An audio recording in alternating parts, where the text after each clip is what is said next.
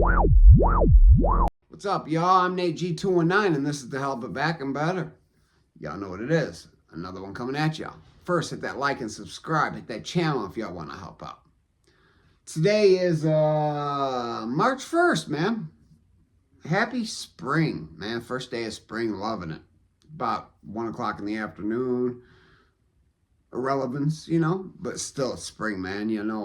I work outside, and man, spring getting here just doesn't mean snow's done, though.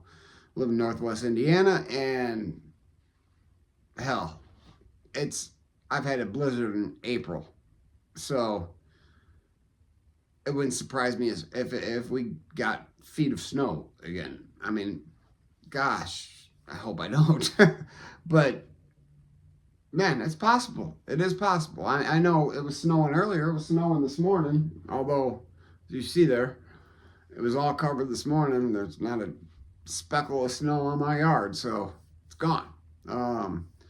But today, I'm going to bring you a story just basically about the gangs in Indiana. And gangs, period.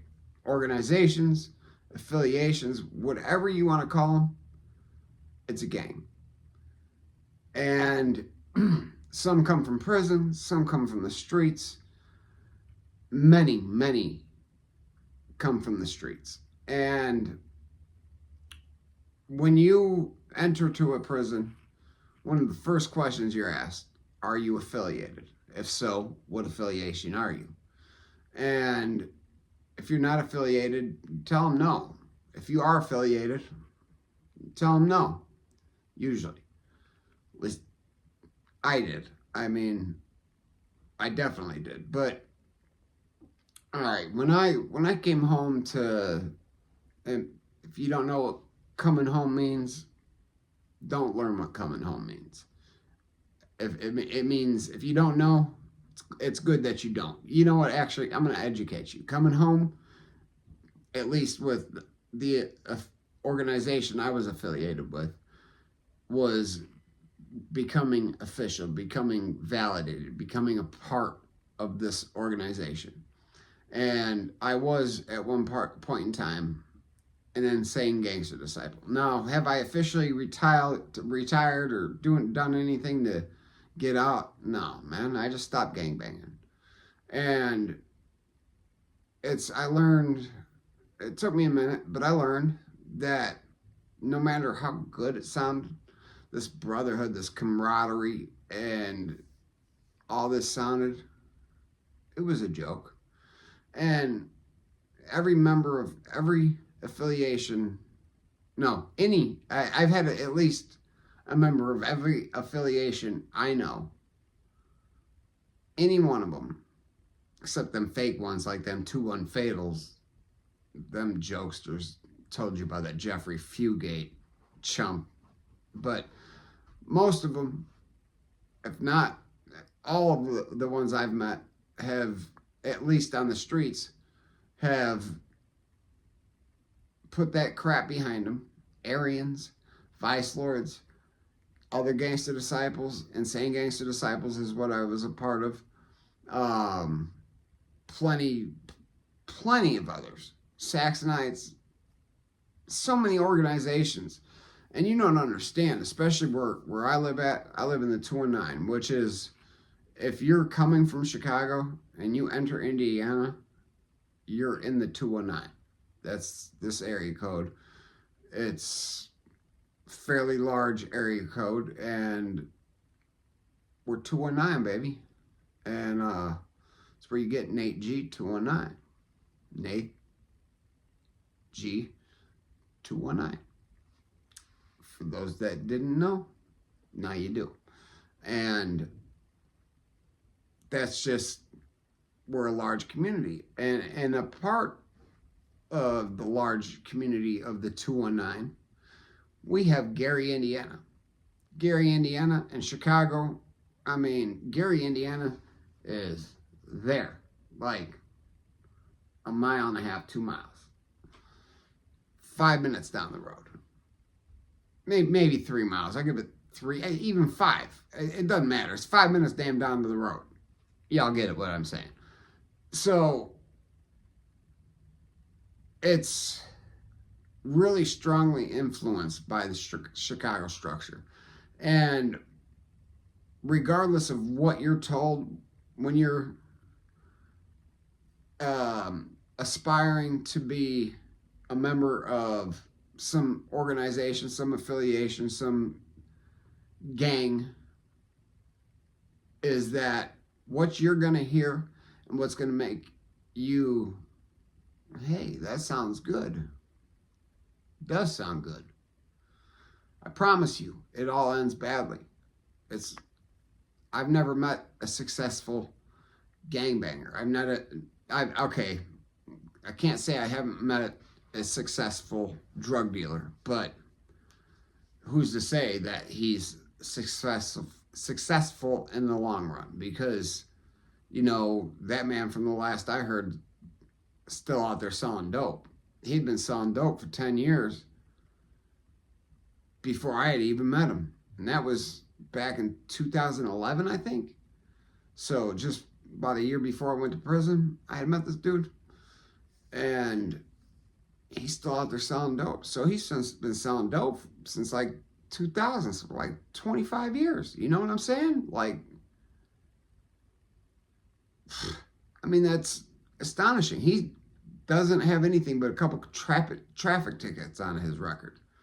He'll be driving around in beautiful, beautiful, built-up cars that are just, if you see it, I don't care who you are, you're gonna like, damn, that's a nice-looking car. I've never seen him in a hoopty or nothing like that. I mean, and for y'all that don't know what a hoopty is, it tells me y'all ain't been to the hood. And if you ain't been to the hood, don't go to the hood, because you wouldn't understand the hood. Just saying. And if any of y'all know where them lyrics just came from, let me know. Because if you ain't ever been under the hood, you won't understand the hood.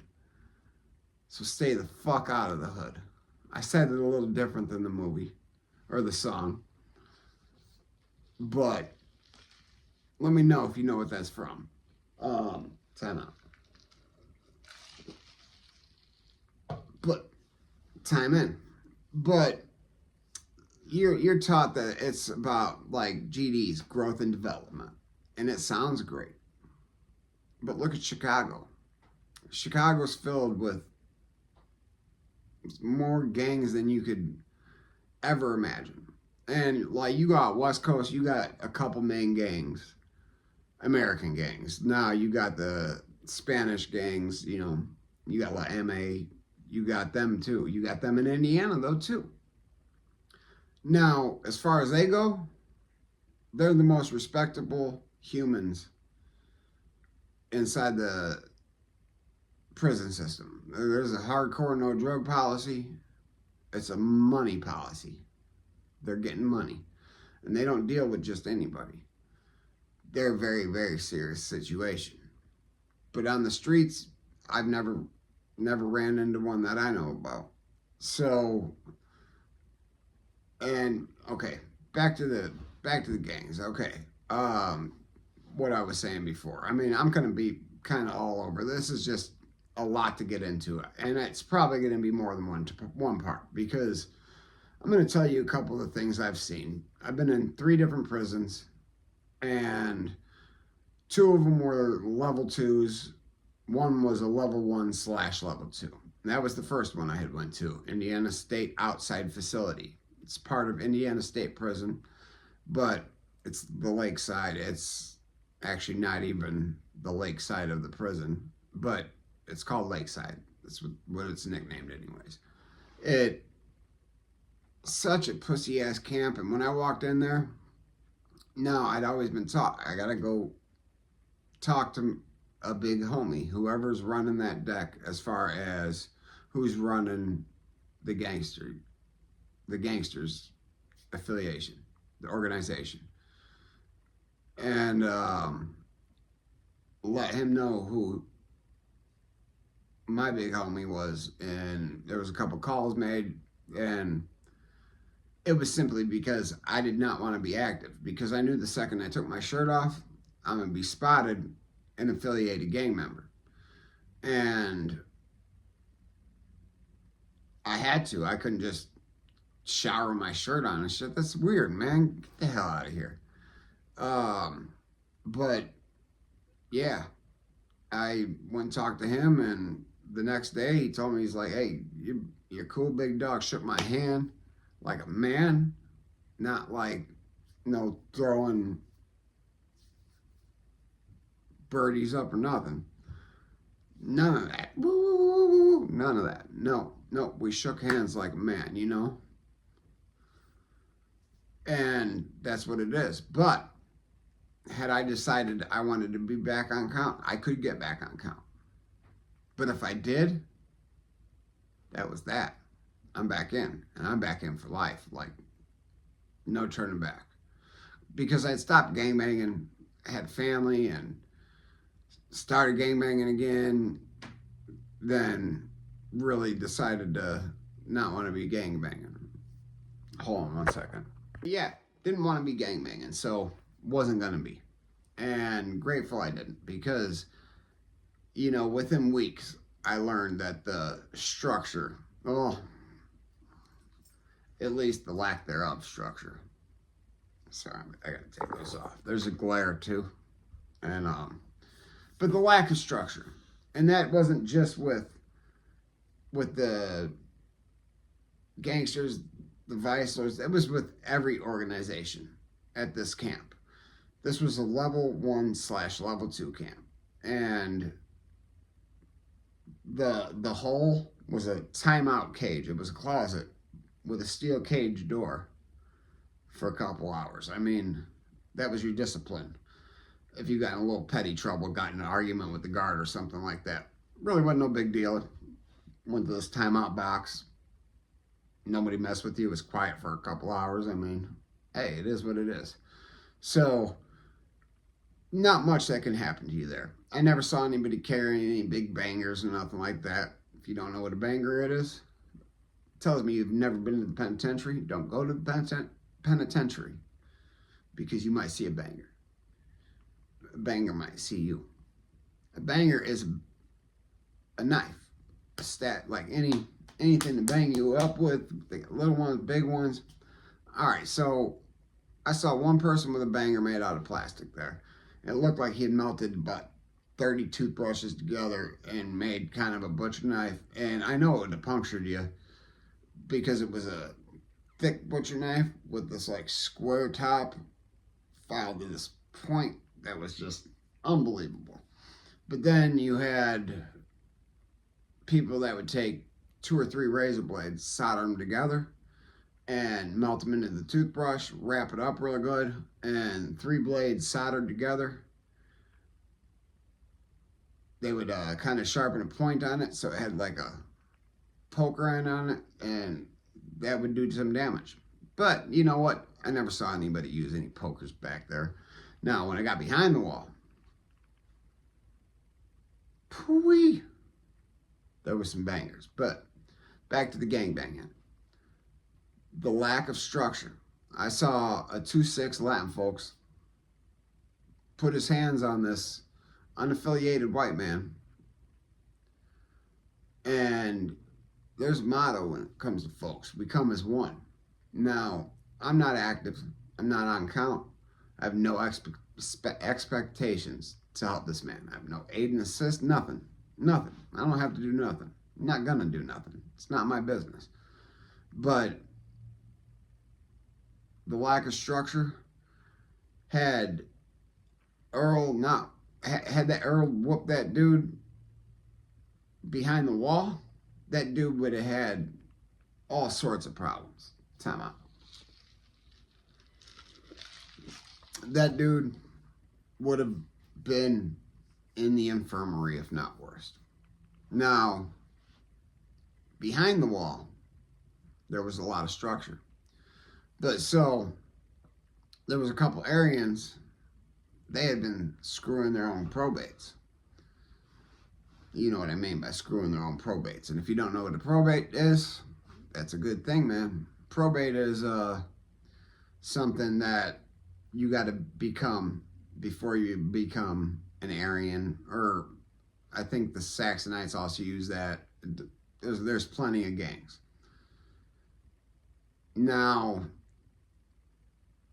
they were taking their own probates in the shower and doing their thing, or in their cell, or whatever was happening. Well, them two Aryans were taken out on stretchers. So, how good does it sound now? Doesn't sound so good, does it? I've never seen two affiliations go against each other.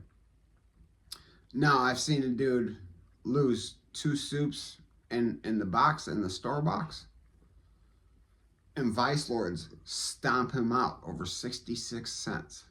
This is one of their own brothers that was running the store. And it ended up one of the other brothers had the soups and forgot to write it down, or claimed to forget to write it down. He got whooped too, but not as bad as the guy that they thought lost 2 soups. That 66 cents that he knew nothing about and he could have covered himself and would have, didn't have a chance. It's, you know what? They love you, but they're jealous of you and they hate you. I don't know if you know what all that means. They love you in open, but hate you in closed. And if there were cellmates behind the wall, their cellmates would have known. But they'll start plotting and scheming against you. And I've seen so many gangs throw another brother under the bus. It happened to a few good friends of mine. One actually an Aryan, one of his own brothers, got into court, testified against him. I saw a Vice Lord tell an Aryan that this kid that came to the hole, which was the Aryan being told about this, it was going to be his rec partner once his 72-hour observation was up. So the first time they came out together as a rec partner, all I can remember is the dude, it was 1:30 in the morning, so I don't remember a lot. What I do know is that he was out making a phone call, but I got woke up to thinking that his rec partner was working out right outside my cell, which he'd been just doing this like 2 hours before, and the reason being is because he was the range tender. So if all his shit was done, he was allowed to go out there and work out and run the range, clean the range and stuff like that. But I look out my cell, pull my curtain, because we can have curtains hanging up, blocking out the light from outside. We could turn the light off inside. It was nice and dark in my cell. I had my own TV on and everything. I look out that cell door to Big Bam. Neck, head, everywhere. Man, this youngster started screaming, and Bam got bumped back, and then boom, right against the bars. And I'm talking maybe 8 feet away from me. Straightens the blade out because he was just stabbing him in the head. Didn't go through his skull, thankfully. But straightened the blade out because it bent a little bit, and then went back to commencing to stabbing this kid. Because the Vice Lords told the Aryans that this kid had sexually violated a young white boy. It didn't happen. This young black GD lost his life because the Vice Lords sent off an Aryan. It just shows how stupid and ignorant and the beliefs of all this. It's got to stop, guys. It's got to stop. It saddens me. Saddens me that I was a part of any of it. No, I didn't do none of that crap. That was one of the main reasons I did not want a gangbang inside. And even though there was a lot more structure behind the wall, there was still no structure. And don't get me into IYC. In fact, IYC is going to be a whole separate part. So this is part 1 of do you really want the gang life? Or, I don't know, you'll see what it's titled. But hey guys, never forget life's choices. You never know what you're going to get because, damn it, man. Damn it. But hey, hit that like, hit that subscribe, hit that channel if y'all want to help out. And always remember, if they ain't hating it, you ain't making it. Nate G209 signing out. Peace.